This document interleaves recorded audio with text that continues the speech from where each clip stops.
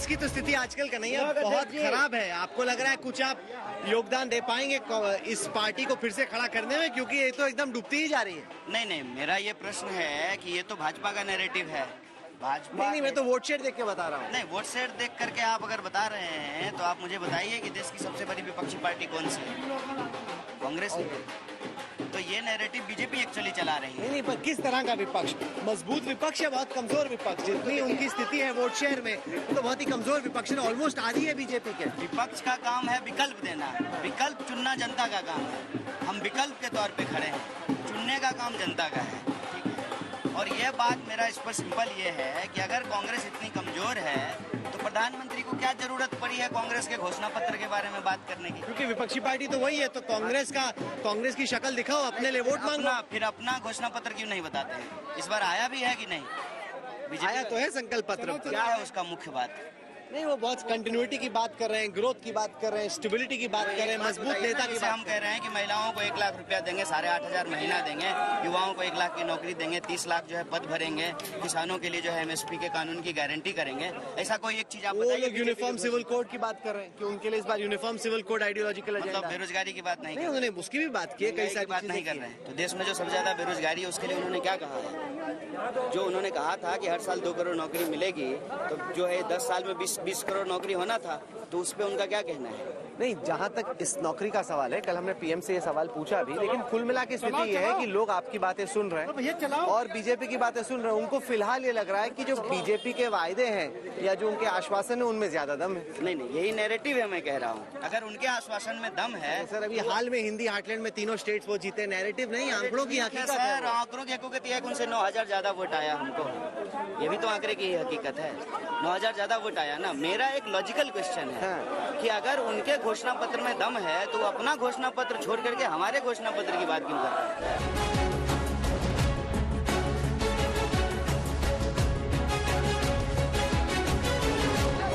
इस चुनाव में हम देख रहे हैं कि विपक्ष ने उड़ा रखी है कि अगर मोदी जी जीत गए, फिर से बड़ी संख्या में सीटें आ गई तो संविधान बदल देंगे। मोदी जी बार बार बोल रहे हैं, भाई कतई नहीं, मरने दम तक नहीं बदला जाएगा संविधान। नहीं, ये बात विपक्ष ने नहीं बोली है, ये बीजेपी के नेताओं ने बोला है। छोड़ भैया, नेताओं ने, ज्यादा बड़े नेता, मोदी जी ने नहीं बोला, अमित शाह ने नहीं बोला, राजनाथ ने नहीं बोला, योगी जी ने नहीं बोला। तो मोदी जी ने उनको पार्टी से निकाल दिया। उसकी तो टिकट काट दी ना, आनंद हेगड़े की। नहीं काटी। जो कर्नाटक वाले की काटी। नहीं, मेरठ वाले की काटी। नहीं काटी। क्यों नहीं काटी? उन्होंने लेकिन खंडन किया कि भाई हमारा ऐसा कोई प्लान नहीं और ना संकल्प पत्र। टिकट क्यों नहीं, उसको पार्टी से क्यों नहीं निकाला? जवाब देना, मैं क्या जवाब? मैं वही कह रहा हूँ कि ये नैरेटिव जो है, यह बात बीजेपी के नेताओं ने बोलना शुरू किया कि हमको 400 सीट दीजिए, हम संविधान बदलेंगे। और सिर्फ यही नहीं किया, व्हाट्सएप पे नए संविधान की प्रस्तावना उन्होंने घुमानी शुरू की, नया संविधान का प्रस्तावना घुमाना उन्होंने शुरू किया। तो ये तो बीजेपी ने शुरू किया ना। ये वो बार बार बोल रहे हैं कि गलत है, फिर भी विपक्षी नेता हर सभा में बोलते हैं संविधान बदल जाएगा, संविधान बदल जाएगा।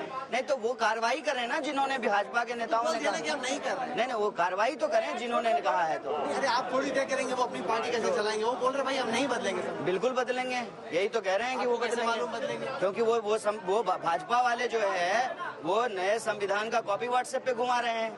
कौन सा नया संविधान देख लिया व्हाट्सएप पे? दिखाइए मुझे। नहीं, मैं तो आप कब से व्हाट्सएप यूनिवर्सिटी इसका मतलब ये मैसेज तो वो चला रहे हैं ना, भाजपा के लोग। ये मैसेज आपको कैसे मालूम? मैं भी बोल सकता हूँ कि आप भी व्हाट्सएप आप आम लोगों से बात कर लीजिए।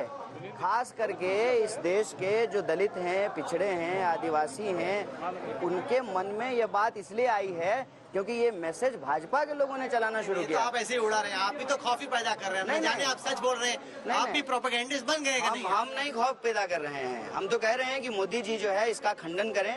वो तो कर चुके हैं। तो भाजपा के जिस नेता ने किया उस पर कार्रवाई करें। एक आध पे तो हो भी गई कार्रवाई। नहीं, किसी पे कार्रवाई नहीं। आनंद हेगड़े की टिकट कटी। नहीं, उसको पार्टी से निकाला क्या? उसने माफी मांगी क्या?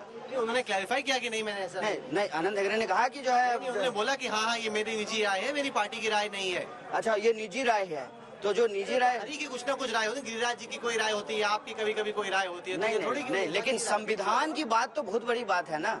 संविधान बदलने की बात तो बहुत बड़ी बात है। कर ही नहीं रहे संविधान। तो जूता बदलने की बात थोड़ी है कि उनका निजी राय है। बोल ही नहीं रहे। शर्ट बदलने की बात तो है नहीं।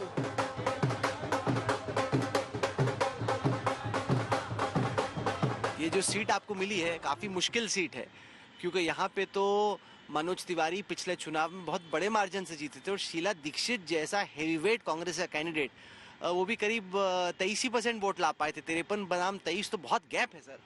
हाँ, चुनौतीपूर्ण है, इसमें कोई दो राय नहीं है, लेकिन लोकतंत्र में क्या होता है ना कि जनता किसी भी चुनौती को आसान या मुश्किल बनाती है। मनोज तिवारी जी को लेकर के लोग बहुत निराश हैं, बहुत दुखी हैं और जनता जो है राजनीतिक पार्टी और राजनीतिक कार्यकर्ता से आगे हैं। वो एक बदलाव चाहते हैं इस क्षेत्र में, इसलिए मुझे लगता है कि धीरे धीरे ये मुकाबला जो है वो चुनौतीपूर्ण नहीं रहेगा।